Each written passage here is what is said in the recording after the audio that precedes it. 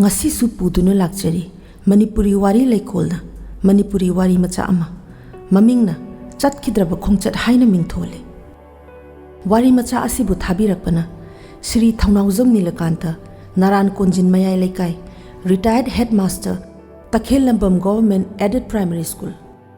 Lobirasi ngasigi wari macha chatkidraba khongchat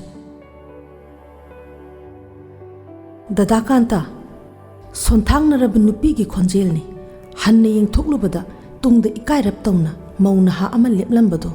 aihak haifam khangdana angakpa amaga loinana swai lawe khanghaudana aina haidokhi bina nungairi dana mana khumlai nungairi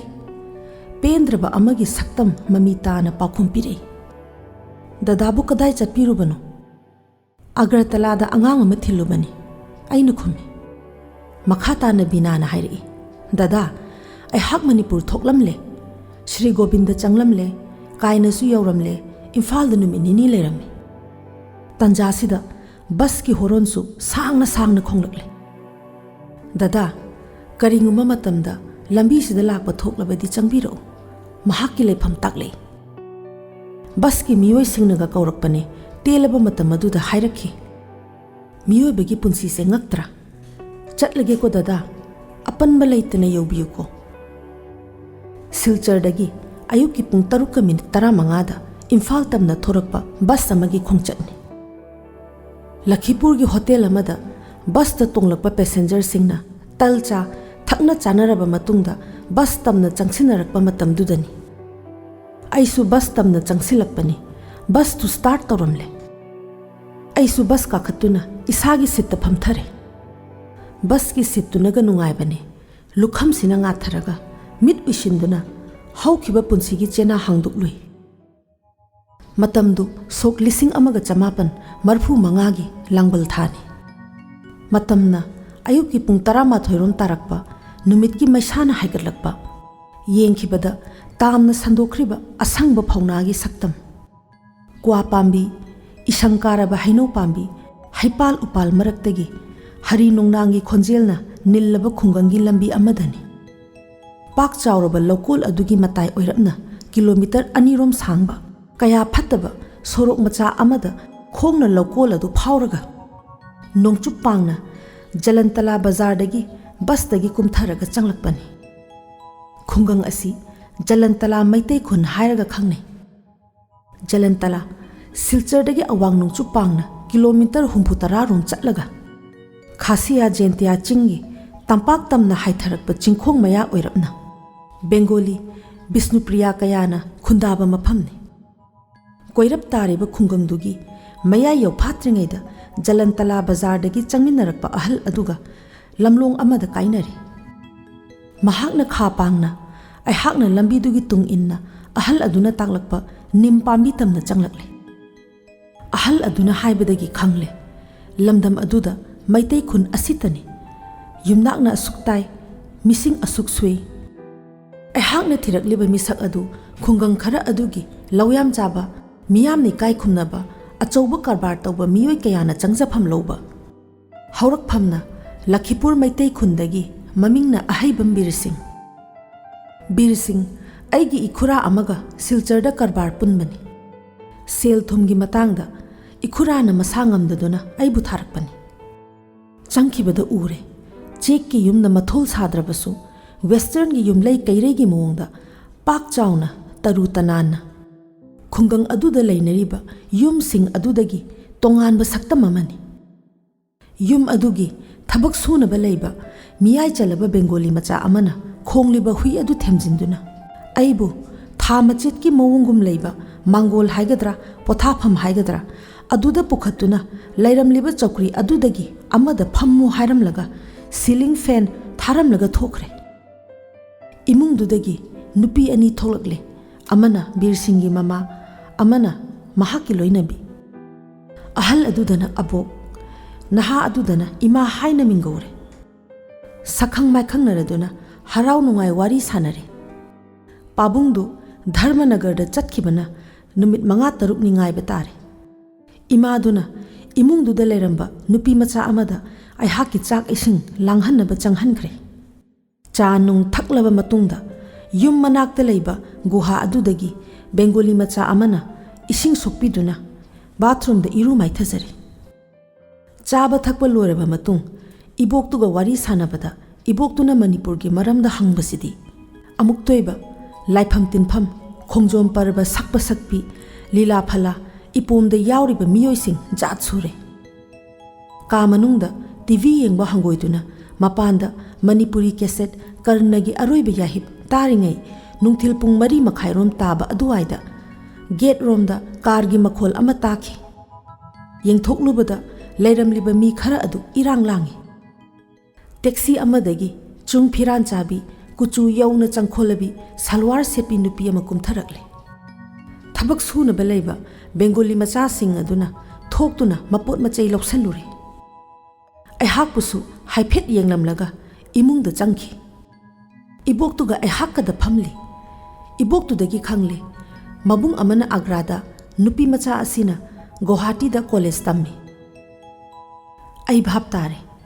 ngасai makhai chak insang thonglibi nupi macha aduna mari mata amagi macha nupi imung manungi thabak mateng pangnaba yokchabini mitik mirau khangbi bina sempak amada makhal kayagi achapot haplaga logthup lokoi leitana iboka ai haka phamliba manakta changlaklaga leiriba side table mathakta thamlaga chokri amada phamtharaga haire dadasu manipur dagi ngasi da thonglaba aisu pujagi chuti phangduna yumda lakpani अचापोत से चामिनसी नुपी मचा अमदुसु चा पुथोक्तुना चंगलकले इबोक्तुगी तोंगाना खाइदुई इमादुना Bengali मचा सिंगदुगी सिल्लांखी वारी साना साना लमहेलब थमोय थमोय वारकप ngamनखिदे अंगकपनी मथोट कारकपी पाखंग लेसाबिगी थमोय नुमिदांगी चाक तोकलब मतुंग अखोय पुन्ना वारी वताई तौरिङैदा इमादुना ऐहाकी तुम्फम का ताकपीरमलगा इबोक्तुगा तुम्बा चंखरे नुपी मचा अमदुगी ममिंगना इबेथोय उइरी उइरी तौरे मखल मथेल वारी मरक्तुदा इसा इसागी इरनाय वारीसु थेचिन्नरकले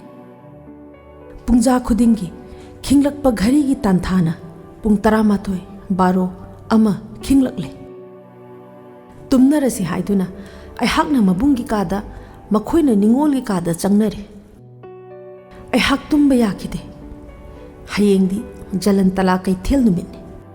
कैथेल असी हानदी हप्ता बाजार ओइरमी हाय हौजिक्ति हप्ता अमदा अहुमलक कानरे नोंमाइजिंग युमसा कैसा इराय कैथेल नुमित्ता हानदी सिनेमा शो अयुकी पुंग 10 दा उटलंबदु हौजिक्ति नुंगथिलगी पुंग 4 दा उटले हयेंदी नुंगथिलगी शो येंगलुसी हाइनकी मखल मथेलगी वखल कयाना अगुमना महाकसु तुम्थब यारम लोइद्रा हयेंदी हंगलगे लेपखी नोंगालगा तंजा अमदा हाइखी बिना ngarang ahingdi wakhalsina koipai paiduna sanariŋeida tumhaudrae momon minok amaga loinana tawel ama piramlaga manareko haina sonthangnana hairamlaga chatkibado kayada thamoi makalam hauba nungthilgi matamni ibethoina inakta changlaklaga dada phi sechillo kharangana thoksi ichena hairakpani mahakti loibu loihore aina hangi nahakti ai hakti kuiroida इबेथोयगी वाहिनी का मनुंग सम हाटलिङैदा बिनान इनाक्ता चंगलकलगा दादा essence कापीगे हाइदुना लिटलिबा फुरितकी तुंग मांगदा कापीरी ममाना इचासा नुंसा सारी नहीं हाइरे बिनाना सत थोखरगा दादा से चा बगान यहनगदोरिबनी सातिन लेरी पाखुम पीगी अखोइना थोलकपदो ममागा मबोका हराव हराव येंगहौई बेंगोली मचा सिंगदुसु मुन्न मुन्न येंगहौई सेटपा चाबा खुदिंगी पक्चबी बिना मैतै फनेक मथक्ता संगलैनबा मचुगी सारी अदुना अमुक्का मंगाल हापचिल तपना तपना कैथेल माइकै पांगलकले इबेथोय बाजार यौरगा मखोइगी दुकान सिंग सांदोकलिबा मैतै दुकान अमदा लेहौरे अखोय अनि चा बागान लोमदा रिक्शो अमदा चटखी बिनादगी खंगले बागान असि मखोइगी सु सरुक यावरी खोंचत अदुदा अमत्त ओइने हिंगमिन्नबदा वारेप नखी खासिया जेंतिया चिंगी तंपाक तमना हाइथरकपा लोइरोय लोइरोय लेखिबा मफमदा सेंजाव पाइबा कनागी पाक चावरबा चागी बागान सिंग उरुरगा मफम अदु थादोकपा ngamkidabado ningsingli ngasisu जलंतला बाजार नुमित की कैथेल सिगी मियाम सिदी अंगकपनी मखल मथेल की पोत सिंगना परेंग परेंग माइकई कयादगी इरोई गारी न चिंगथोकलकपा फौ चेंग येंसांग नापी टाटा गारी कयाद पुखिबा मितसिना संगसंग उरी अपना पल पिक्चर की इसई सिंगी सुरगी मरकता येंगमिन्नखिबा सिनेमा लोइखिबा खंगहौदे इसासी तरंग मालंग अमदा नुमित्तो युम यौखिबा खंखिदे इलिसा थोंबदु हौमनखिदुना इमागी इलिसागी महाउसिदी थुंबा अमा यावी हाइदोखि ऐसु चाक चाबा हौरकपदा बिनाना हयेंग अय अमुक थोंगी येंगु हाइरे इचेना थोंबदी खोइथुम नगनी इबेथोइना मखा तारे मखोय अहुम वानोए बिनाने हेनबनी थोंब थाकपदी इकाइरप तौबा ऐगी मतौ उबदा इमाना हाइरे चाक तोकलबा मतुंगदा अखोय ngaहक फमिनरगा ऐसु तुम्फम कादा चंगलकले फमुंगदा लोंगना हिप्तुना खले इखुरा तोना सिनरगा थारकपा जातला मवन मवन खले आइबो बिनासिबु चटखिबदा पुख्रसिरा नुमिदांगी पुंग बारोगी पुंजा खिंगलकले मपालगी थोंनाउदगी बिनाना हौदोक्तुना मखोयगी गुहा मनाक्ता फमदुना थाजगी मेंगलबा माइथोंग येंगदुना सानखिबा वारी कया मरक्तुदा बिनाना हाइरे अखोय पाबुंगदो मतम खरा पंथरबदी नुंगाइख्रनिदा अइना खुम्मी अस इखुरादो मसा ngamहौदबगा अइना खरा थुना चटनिंगबगा बिनाना थाजदना हाइरे अइसु यावगनिको नतुंग इनगदोरिबनिको अइना हंगी नंगे लारिकति कमदौबा नखोय आदा तंबसु याइदा बिनागी पाउखुमने अइना होय होय इमाना खंखरबदी फजदे चंगलसे बिनाना खंजसनु मयागा वारी सानबबो इबानी नोकमिने नोंगालगसु महाकना लमजिंगदुना सिलचर फौबा लाक्तुना अहाकी पक्कदौबा चानागदौबा खोंग्राव फुरित महाकना लैखिबा नमिन्नखिबा फोटो ngasisu lengdana leiri अहाक जलंतलादा चयोन अमरोम नुंगाइना लेरबा मतुंगदा महाकी पाबुंगना सिलचर फावो थिंदोरक्तुना इखुरागी पैसा पुरक्तुना इम्फाल थोरक्खि मतम खरा लेरमलगा इखुरादुसु लैखिद्रे इखुरागी कर्मदा थोलक्कदबदु अग्रादा लेबा मबुंगी अनाबगी चटखि हाइदुना पाबुंगदो थोलक्खिद्रे चहीदु अहाक बेसिक ट्रेनिंग मनुंगनि चिथि तोइना थानदुना ई पाव लौनखि मथंग चही कालेन छुट्टी मनुंगदा महाक अहाक उनसी ngangnariŋei अपोक्पी इमासु अहल ओइदुना सोमजिलक्तुना कन्ना नाखि युम थादोकपा फंखिदे सोक मौद्रा निपानगी